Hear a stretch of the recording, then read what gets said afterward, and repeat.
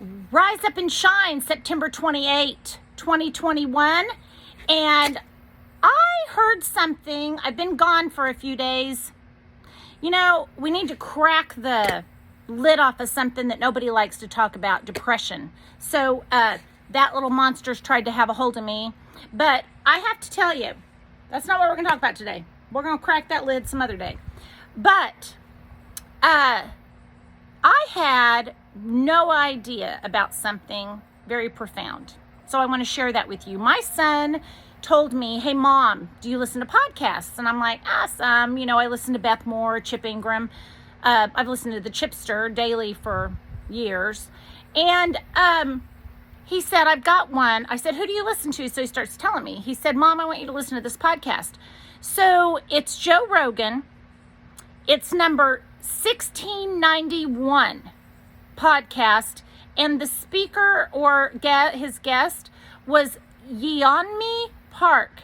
Yeonmi. I guess I have lived in the dark ages. I had no idea that the situation in North Korea is what it is. Clueless. Maybe you're like me. Maybe you're clueless. I'm telling you what, if you have not listened to that, when I post this on Facebook, I'm going to put the link for that podcast in the comments on YouTube. Just go look it up. If I can post the link, I will. I'm still new to YouTube as to how to use it. But we need to rise up and shine against that. The connection of North Korea, China, all of that. Now, for you that know that, you're probably looking at me going, seriously, clown? You had no idea? Like, no, I didn't. And I know that a lot of the population is like me. We're just so busy trying to day-to-day live and make things happen, and in our job and in our own life and our thing. You know, we don't look outside of ourselves. And dude, I am telling you, it is, they compare that to Auschwitz. Now, whenever Lane said that, I was like, oh, be very careful. Be very careful comparing something to Auschwitz. I am super protective of that, the honor and memory of that. And after I listened to that podcast, they have been living that way for 80 years. For 80 years. Now, I want to tell you something that struck me profusely. She said in that they compare their political situation to the Bible 100%. Like, their ruler is the Savior, gave his son, like, verbatim, okay? So then she had another terrible experience with missionaries who should not have that name, missionary, because they are not missionaries. It makes me angry when people take God's name and the word and use it in ways that aren't so. That's why there's people that are atheist and agnostic. Stop using Jesus's name when you're not truly doing his work. Oh, it's just never going to end until he comes back and takes us out of this nightmare. Well, I digress to say, she said, I'm not a Christian. And I said to myself, no wonder. I don't blame her. If that was your example of what it's like to walk with God, believe in God, and walk with Christ, I don't blame her. I wouldn't want to be that either. Oh my goodness, I'm sickened. Please go listen to that podcast. I'm not going to ruin it for you, but listen to the whole thing. It's long, and it's worth every morsel of her message. We cannot let her, we cannot allow for her experience, her life, the oppression of North Korea. Shame on you all, and shame on you, China, and I just want to choke them out. We cannot allow their oppression, torture, and misery to go unheard. This woman escaped. We have nothing to worry about. She said in that video, people are crying and saying, oh, he didn't text me back after our date, like that's a real problem. And I thought, oh my stars, bless her. Yes, that is not a real problem. Are you joking me?